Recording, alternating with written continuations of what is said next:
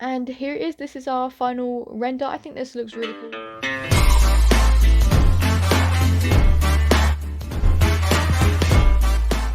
Before we do actually get into this video, at 2,000 subscribers, I am doing a huge Roblox giveaway. All you have to do is follow my Twitter, leave a like on this video, subscribe, and join my group. Don't forget to leave your username in the comments down below to enter.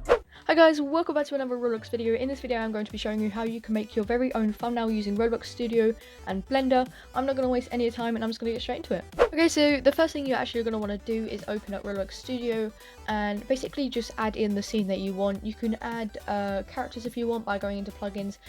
You might want to go into the description and download one of the plugins I have, which allows you to actually add in characters. But you can just search up anything you want in the toolbox, just drag it in, and basically just set the scene that you want to render. I feel like going into Roblox Studio and actually setting the scene is probably the longest thing you have to do in order to actually make the Blender thumbnail. So I'm just going to quickly speed this up and basically just show you me setting the scene.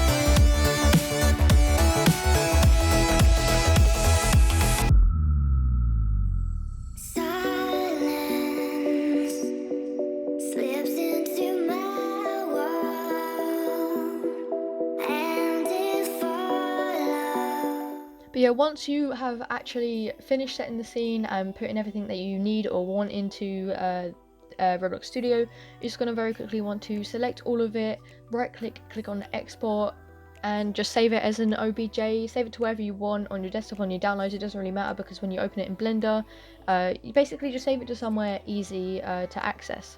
Okay, so the first thing that you will get when you get into Blender is this thing, and you're just going to want to just click delete. Go into file, import, and click wavefront OBJ. When you click on that, you're basically just going to want to find your file. There's mine, so I'm just going to click import OBJ, and then wait for this, wait for it to load in. Okay, so once it is all loaded in, you can just press shift, and then the button above tab to move around, and just use your mouse just to look around. And you are basically just going to want to find where your characters are. Okay, so once you have found your characters, you just want to go over here and make sure your render is on 10, and so is your viewport. I like to make sure it's on 10 so that the render is just really quick, and honestly I don't really think it affects the render that much. And then you're basically just going to want to go here and find a nice place for you to save your file so that it's easy to access. But yeah, once you've done that, if you go up to here and click on it and then wait for it to basically just load, it will show you how your render will look like once it's actually rendered. And obviously right now it looks really dull because there's actually no lighting in it. So what we're basically going to want to do is find the lighting, which is usually in the center of Blender, and we're just going to want to click G and basically just bring it over to our characters. Okay, so now that we have the lighting where we want it to be, click on this little button up here again. It will show us how bright the lighting is actually right now. So if we go down to lighting, we can actually change how bright it is by turning down the power or turning the power up. You can also change the color. If you click on sun, it will just basically make it a lot brighter and make it look like there's a sun in the game. You can change the color of it. You can basically just do whatever you want. If you right click on the light and then paste it into the scene collection, basically it will just copy the light, and you can really just move around the lights, change the power, the color, anything, and just make it look really nice because at the moment it's pretty dull. So yeah, I'm basically just going to very quickly change the light into how I want it in my setting.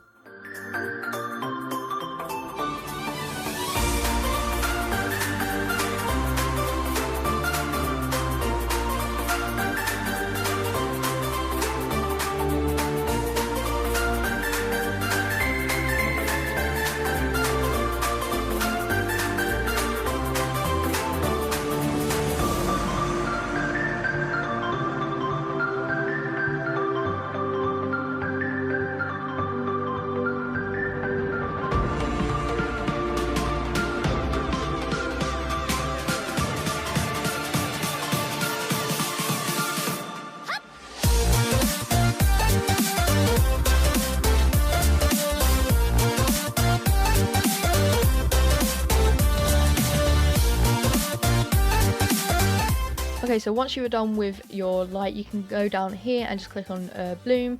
I've turned it down because honestly it just looks too bloomy. And then I also like to turn on ambient occlusion because that just makes it look just generally just nicer. And then after this, if you want to make it PNG, you can go down to film and just click transparent. But yeah, I'm just going to quickly move my camera by clicking at cameras and then active on view, and moving the same way you do normally in Blender, and find my characters again, and the camera will basically just show what will be in view when you render it. But yeah, if you click on the square bit of the camera and then you click R, you can basically just rotate it so that when you render it, it looks like it's been rotated, which I think is pretty cool. And then once you found a really nice place or setting for your camera to be, and you've set it up all really nice, go down to here and click end on 1, because I actually like to render mine as an animation, because for some reason when I render it as image it doesn't really work well. And then go to render, click render animation, and that should start to render. And here it is. This is our final render. I think this looks really cool. This is probably one of the best renders I've actually made so far for one of my thumbnails, which I think is pretty cool.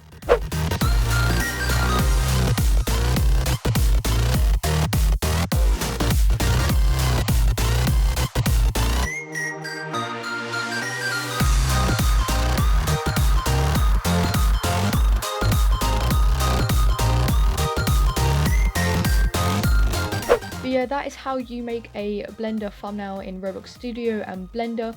If this video did help you out in any way, shape or form, don't forget to leave a like, subscribe, and I'll see you guys in the next video.